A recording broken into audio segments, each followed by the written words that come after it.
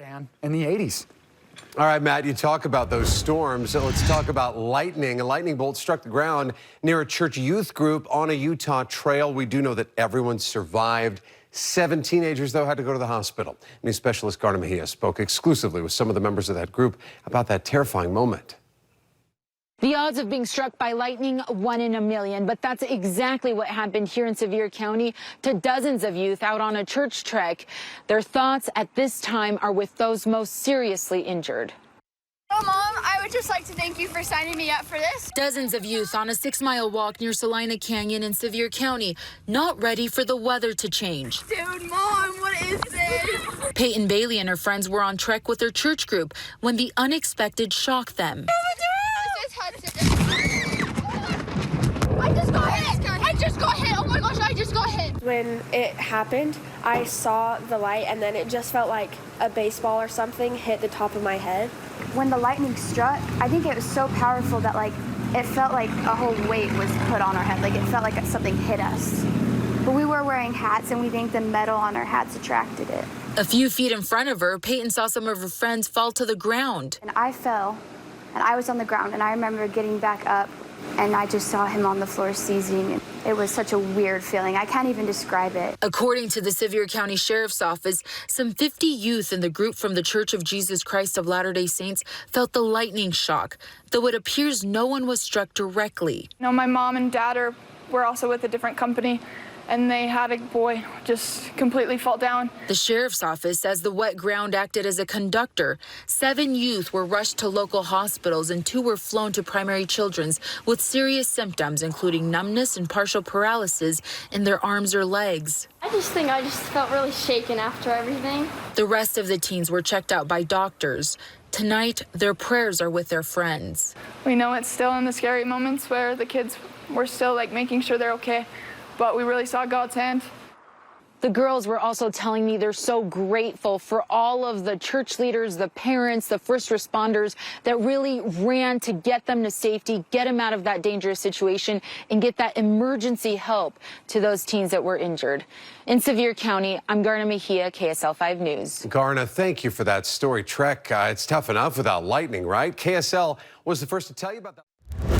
Welcome back. The Utah Film Commission works really hard to highlight a century of success on the silver screen from our great state. And with the premiere of the biggest Hollywood blockbuster filmed in Utah in years, it begs the question, are more big productions heading our way? KSL Today anchor Dan Spindle went out with the story. Well, I'm here outside the state capitol where inside they have a fantastic display that highlights the history of Utah's film industry. We're talking movies from Butch Cassidy and the Sundance Kid all the way to The Sandlot and beyond. And as fun as it is to look back, how about we think about the present and the future of Utah's film industry in the form of 4 big films made by Academy Award winner Kevin Costner? Yeah, we're excited about it. His Horizon saga, which will roll out kind of as a format of a streaming series with different parts, was shot right here in the beautiful mountains and among the stark red rocks of the Beehive State. Part 3, in fact, is filming right now. And you might be thinking, well, that makes sense. It's a Western. We've got the Old West kind of stamped all over these gorgeous vistas. So why wouldn't directors and producers from Hollywood look to Utah first over other filming locations that bring these stories to life? Virginia Pierce with the Utah Film Commission knows better than anybody what our state has to offer, and she knows just how those other states, yeah, we're looking at you, Land of Enchantment, New Mexico, how they managed to seduce filmmakers to set up shop north of Albuquerque instead of rolling cameras, let's say, near Kanab. Really the same reasons that brought John Ford and John Wayne here are the same reasons storytellers and filmmakers keep coming back today. We have amazing locations, we have film-friendly counties, we have resources and crew and actors that have been doing it a long time. I asked Virginia if an underdog like Utah can really compete in the ring with a juggernaut like our neighbors to the southeast in New Mexico. While our film industry is growing, clearing the $80 million mark annually, New Mexico brings in 10 times that amount every single year. There's a balance to what makes sense. We obviously are a very well-managed state and have a great economy, and so I leave it to the legislature to kind of figure out what's the right fit for Utah. And that really is the trick. Can we get the incentives and set up the infrastructure to bring Hollywood here to Utah again and again to make more big blockbusters? Horizon, an American Saga Part 1 is in theaters right now. And go to film.utah.gov to check out all the interactive maps and cool history of Utah's film industry. Reporting from outside the state capitol, I'm Dan Spindle, KSL-5 News. 6. KSL News at 6 starts now. Good evening. New updates tonight on the condition of several teens shocked by lightning. News specialist Garna Mejia now live with the details on this. Garna? Yeah, Sevier County Sheriff Nathan Curtis confirming all but one of the teens have been released from the hospital. A young woman remains in the hospital for an MRI and follow-up testing. This is Hudson. Peyton Bailey had no idea she would capture a lightning strike. The thunderbolt so close, only a split-second difference between the flash and the terrifying snap. I just got hit. I saw that. In total, some 50 youth were shocked by a lightning bolt in eastern Sevier County yesterday. 7 were hospitalized, 2 of them life-flighted to hospitals in Salt Lake and Lehigh. Today, parents say all but 1 have been released from the hospital. According to authorities, they all escaped life-threatening injuries or serious burns. I think I've had so much adrenaline just because I want to be the mom of the group and make sure everyone's okay. But now, as we've had like a couple hours to decompress, I think we're feeling more and more. But also, we just are feeling, I'm at least feeling super lucky. And luck may have been on their side, though they were shocked. It appears no one was directly hit. The Salt Lake office of the National Weather Service was closely tracking yesterday's powerful thunderstorm in Sevier County. Utah in particular is per capita, we're in the top 10 in the country for lightning deaths per year. When it comes to lightning, weather scientists say it's powerful at 300 million watts per bolt and highly unpredictable. While metal and water don't attract electricity, they are conductors. So the water on the ground likely carried the electrical charge that shocked the teens. Lightning is always looking for basically the path of least resistance. As everyone tries to understand the physics of what the teens experienced, they're relieved everyone survived. I think it was definitely a big blessing.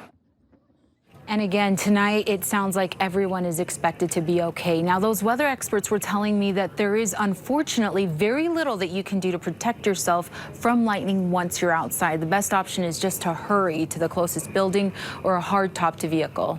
Back to you. What a scare. Glad everyone's going to make it out safely. Thank you much. Appreciate it, Garna. Let's bring Kevin in right now. And Kevin, Providing closure for the couple's family.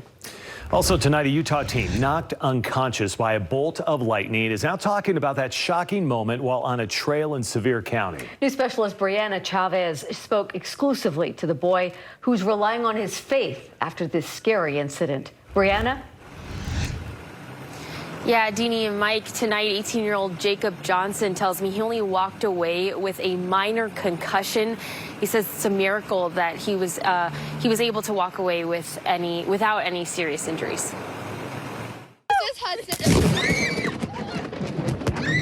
A frightening moment for a group of 50 youth from the Church of Jesus Christ of Latter-day Saints. I just got hit. I saw that. After they felt a lightning shock near Salina Canyon in Sevier County on Thursday. Jacob Johnson and I just got hit. I'm okay, but he's not doing too well. Jacob Johnson seen lying on the ground, almost lifeless after the lightning strike. It's truly a miracle. A day later, considering the circumstances, it's hard to believe Jacob was even injured at all. We started to hike and it started to come down pretty hard. And I remember thinking like, oh, this is kind of a little scary. You know, we didn't expect this much rain and it started hailing actually. Jacob says he could hear thunder around him, but didn't think much of it. I remember it felt like a baseball bat had just been swung into my head.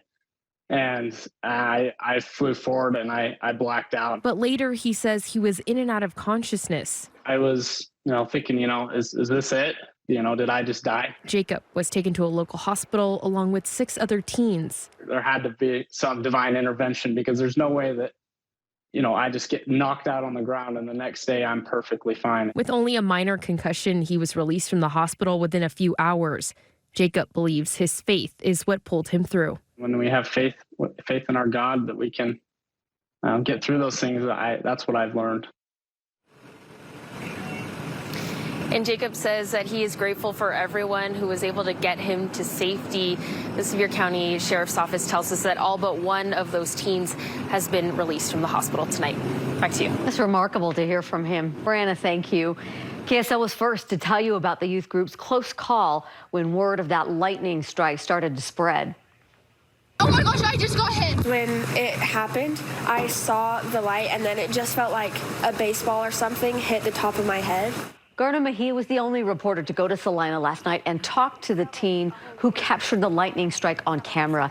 You can see that interview right now on KSL-TV.com. Right now, an update to a story we told you last night.